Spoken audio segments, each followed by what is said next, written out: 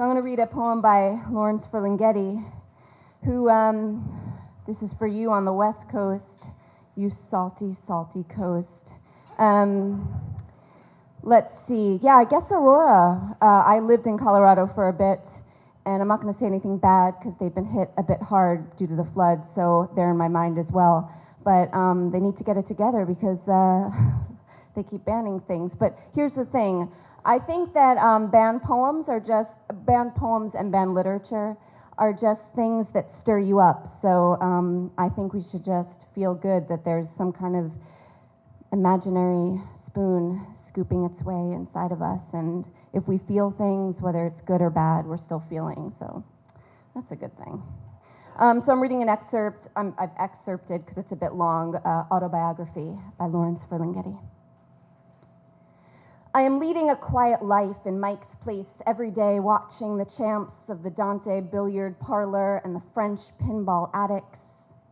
I am leading a quiet life on Lower East Broadway. I am an American. I was an American boy. I read the American Boy magazine and become a Boy Scout in the suburbs. I thought I was Tom Sawyer catching crayfish in the Bronx River and imagining the Mississippi. I had a baseball mitt and an American Flyer bike. I delivered the Woman's Home Companion at 5 in the afternoon or the Herald Trib at 5 in the morning. I still can hear the paper thump on lost porches. I had an unhappy childhood.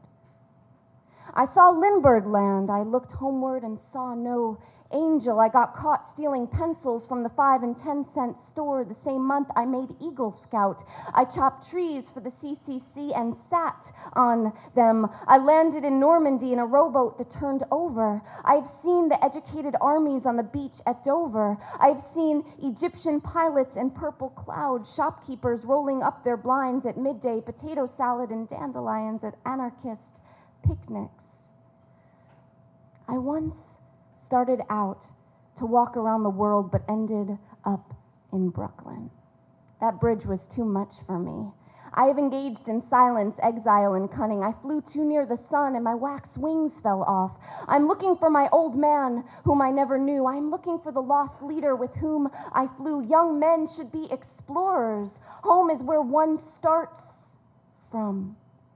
But mother never told me there'd be scenes like this. Womb weary, I rest. I have traveled. I have seen Goof City. I have seen the mass mess. I have heard Kid Ory cry. I have heard a trombone preach. I have heard Debussy strain through a sheet. I have slept in 100 islands where books were trees. I have heard the birds that sound like bells. I have worn gray flannel trousers and walked upon the beach of hell.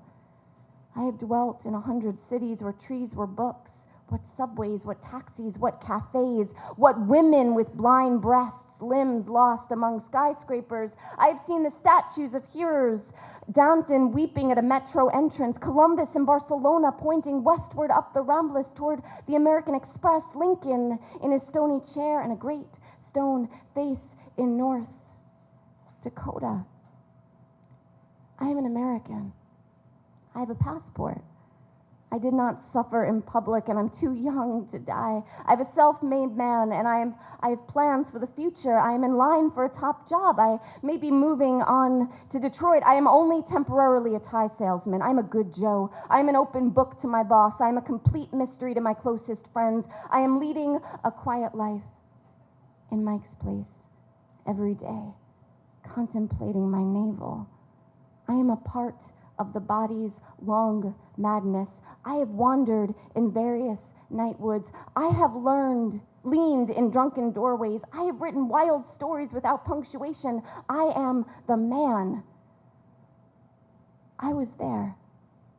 I suffered somewhat. I have sat in an uneasy chair. I'm a tear of the sun. I'm a hill where poets run. I invented the alphabet after watching the flight of cranes who made letters with their legs. I am a lake upon a plain. I am a word in a tree.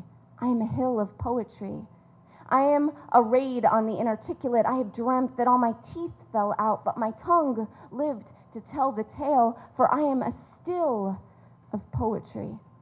I am a bank of song. I am a player piano in an abandoned casino on a seaside esplanade in a dense fog still playing. I see a similarity between the laughing woman and myself. I have heard the sound of summer in the rain. I have seen girls on boardwalks have complicated sensations. I understand their hesitations. I am a gatherer of fruit. I have seen how kisses cause euphoria. I have risked enchantment. I have seen giraffes in jungle gyms, their necks like love wound around the iron circumstances of the world. I have seen the Venus Aphrodite armless in her drafty corridor. I have heard a siren sing at 1 Fifth Avenue. I have seen the white goddess dancing in the Rue de Beaux Arts on the 14th of July, and the beautiful dame without mercy picking her nose in Chumley's. She did not speak English. She had yellow hair and a hoarse voice, and no birds sang. I am leading a quiet life in Mike's place every day, watching the pocket pool players make the minestrone scene, wolfing the macaronis, and I have read somewhere the meaning of existence, yet have forgotten just exactly where. But I am the man, and I'll be there, and I may cause the lips of those who are asleep to speak. And I may make my notebooks into sheaves of grass.